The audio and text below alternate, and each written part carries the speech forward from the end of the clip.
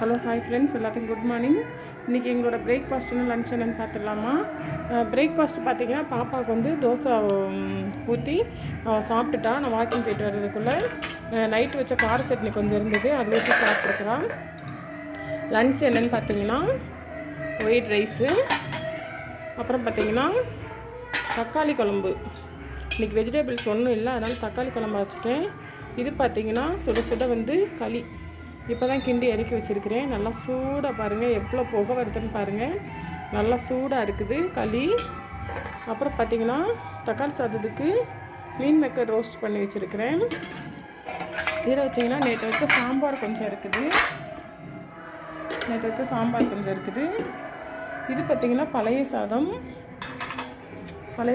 இதில் பார்த்திங்கன்னா வடித்த கஞ்சி கொஞ்சோண்டு தான். நீ கஞ்சி வச்சு தண்ணி கம்மியாக தான் வச்சுருந்தேன், அதனால் கஞ்சி கொஞ்சம் தான் இருக்குது. அப்புறம் பார்த்திங்கன்னா இது வந்து பார்த்திங்கன்னா பதிமுகத் தண்ணி. இதுதான் ஃப்ரெண்ட்ஸ் இன்றைக்கி எங்களோட பிரேக்ஃபாஸ்ட்டும் லன்ச்சும். உங்கள் வீட்டில் என்ன பிரேக்ஃபாஸ்ட்டும் லன்ச்சு அப்படிங்கிறத கமெண்டில் சொல்லுங்கள்.